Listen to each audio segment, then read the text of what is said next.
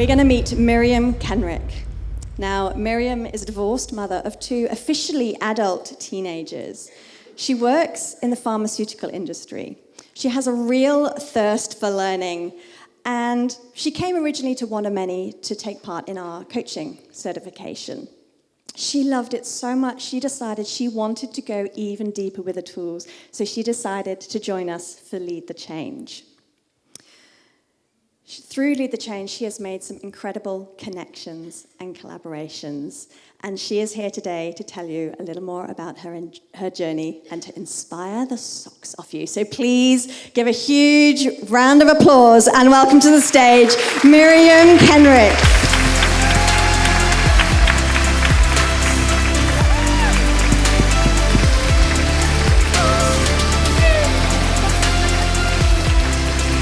Wow. Thank you so much. So who here would say that they are small? Yeah, quite a few hands. And who here would say that they are tall? Slightly fewer. And who here knows that size doesn't matter, it's what you do with it? So I've always hated being small. My best friends were tall, blonde, sporty, and I was born with a club foot, I had a bowl head, and childhood asthma. One of my best friends went to Oxford and became a barrister, and the other best friend went off and became a doctor and a psychiatrist. And I stumbled into the pharmaceutical industry without a science degree and without having done the job that everybody does and carries with a badge of honour, carrying the bag of the medical rep. Getting feedback that I lacked gravitas, I thought it's just only a matter of time before I'm going to get found out. Everybody in my life seems to leave me or live far, far away. My dad left when I was 4, my husband when I was 40, and my two best friends, one moved to Geneva and the other moved to New Zealand. So there I am, midlife, divorced, single parent with a 7 and a 9-year-old, trying to just hold the whole thing together all on my own, hyper-achieving superwoman. People-pleasing, perfectionism, hyper-achieving on the outside, and on the inside, frustrated, fearful, resentful, and just hoping, but somehow knowing that deep down, like it was all going to end in disaster. Who here can relate to that feeling? So it was in the summer of 2021 where I bumped into Ali Squire, who's crewing with us today at the back. And she introduced me to One of Many. And I'd wanted to do coaching to become a better leader for my team. So I signed up without much thought. Now, the fact that it was all women sort of was mixed feelings, a bit of like curiosity, but also a bit scared. Because for me, like, I'd been surrounded by corporate men my whole career, or trying to avoid the other scary superwomen.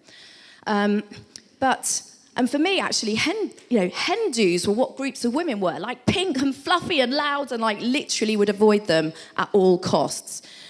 And if I'm honest, I never particularly thought about my gender. Like, what was relevant about that? So I didn't really think, that I didn't know what to expect. But despite my initial reticence, I threw myself into it, and then I learned the power of when women come together to support each other to grow.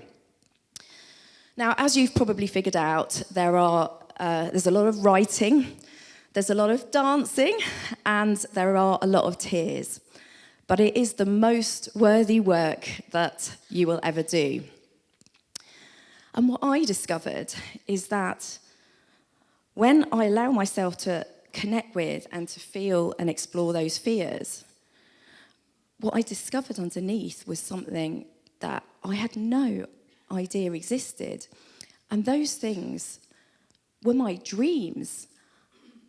I'd never even dared to dream of like what I could do in this world, or the potential contribution that I could make, or the impact I could have in my lifetime. I just never even thought about it. And so it was March 2022, just come out of COVID. I had lunch with who's my now work wife, Sarah Sowerby, and she suggested to me that we set up Women in Pharma. And I was like, yeah, let's do this. So initially, to inspire and empower women going, in the industry to step up into leadership, because not that many get into senior leadership, I thought, perfect project for my Lead the Change journey. I went home and I thought, I better do some more research. So I went to a bookshop the next day and literally fell into my hands the book Invisible Women.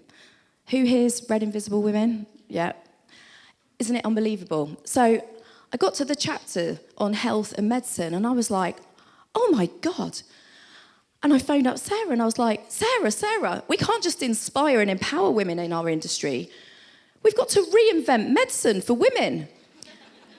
And because the fact is, the whole of medicine is based on an unconscious bias that the human body is the same between men and women, and the only difference is the bikini bits. But the truth is that every cell in our body is genetically different. Our DNA is different. Our hormones are different. The way we store and process energy is different. Our microbiomes are different. Our immune systems are different. And all of this matters, particularly in medicine and health. And so we've now expanded our mission to also shake up the industry and reinvent medicine based on gender. So far, we have built a community of about 1,000 people on LinkedIn. We've run a number of sold-out events. We've run some role model awards to recognise people who are leading the way in the industry. And we've got our own podcast, Loose Women in Pharma. And 2 months ago, we wrote and published a white paper called Beyond Bikini Medicine, and a manifesto for change for the life sciences industry. So I have absolutely no idea how we're going to get there, but that's life, isn't it? And I've gone from feeling that I'm just like small and why me to, well, why not me? Like, who else is going to do this? I've gone from feeling fear and just trying to control everything to going, well, universe is unfolding and as it ever was, so let's just trust myself and lean in. And I've gone from realising that instead of defining myself as small, which was just completely disempowering, what if I dare to be as big as I dream to be? So I have no idea what's going to happen. I left my job 2 months ago. I'm not earning any money, but I'm trusting the universe. I'm feeling massively supported by my community, all of you, all the amazing NHS group wearing the T-shirts today. Thank you for listening. My name is Miriam Kenrick. Check us out at womeninpharma.network. And I hope I've inspired you all today that you can be bigger.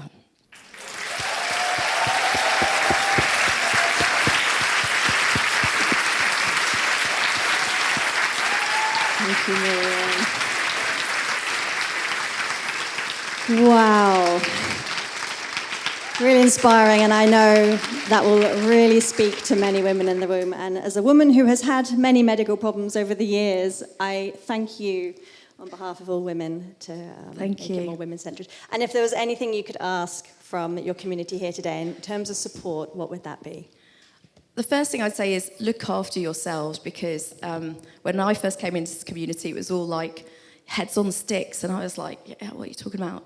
And now I'm like, oh my God, this is where it's all happening. Like, this is where we feel everything. So don't ignore your bodies. Tune in, listen to them. They've got so much wisdom. And if you can support us in any way, whatever that means for you, womeninpharma.network is our place. So if you've got expertise, if you've got ideas, we'd love to get you involved and have your support.